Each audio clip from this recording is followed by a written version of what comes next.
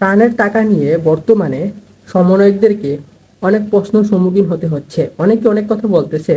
এই মুহূর্তে ত্রাণের টাকা নিয়ে জনগণের মধ্যে তৈরি হয়েছে বিভ্রান্তি।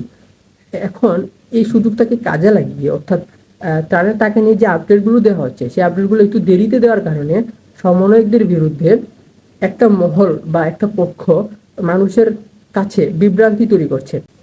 তারা বিভিন্ন ধরনের গুজব ছড়াচ্ছে।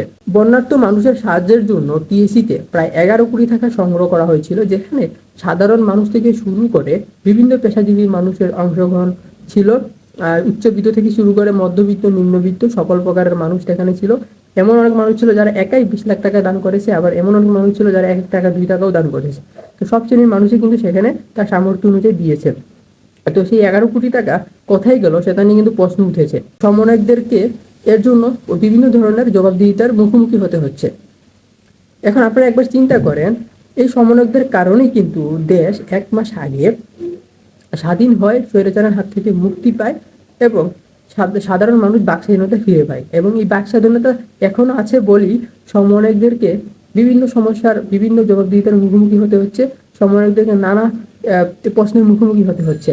এখন মানুষ সমন্বয়কদেরকে তারা যে ত্রাণের টাকা দিয়েছে সেটা জন্য প্রশ্নবিদ্ধ করছে, যেটা কিন্তু আগে করা যেত না। আগের সরকারের আমলে কিন্তু যারা অর্থ পাচার করেছে, যারা দুর্নীতি করতো, তাদের বিরুদ্ধে কিন্তু সাধারণ মানুষ কথা বলতে পারতো না, তাদেরকে প্রশ্নবিদ্ধ করতে পারতো না, কিন্তু এখন করতে পারছে। তো এটাই হচ্ছে বাক স্বাধীনতা এবং এটাই হচ্ছে স্বাধীনতা। আর ত্রাণের টাকার বিষয়টা, যেখানে 11 কোটি টাকা সংগ্রহ করা হয়েছে, তার মধ্যে 2 কোটি টাকা খরচ করা হয়েছে আর 9 কোটি টাকা ব্যাংকে জমা দেওয়া হয়েছে, যেটা সমন্বয়কদের ভবিষ্যতে একটা বড় পরিকল্পনা রয়েছে। যে পরিকল্পনা অনুযায়ী তারা স্টেপ বাই স্টেপ এগিয়ে যাবেন এবং সেই 9 কোটি টাকা তারা পরিকল্পনা মাফিক খরচ করবেন। অর্থাৎ যাদের জন্য এই টাকা দেওয়া হয়েছে বা সংগ্রহ করা হয়েছে, সেই টাকাগুলো তাদেরকে দেওয়া হবে। এজন্য অবশ্যই একটু ধৈর্য ধরতে হবে। সমন্বয়কদেরকে আমি একটা কথা বলতে চাই, সেটা হচ্ছে এখন থেকে আপনারা যে কাজই করেন না কেন, অবশ্যই সেই কাজের পূর্ব পরিকল্পনা তৈরি করবেন এবং প্রত্যেকটা কাজের জবাবদিহিতা এবং স্বচ্ছতা নিশ্চিত করবেন।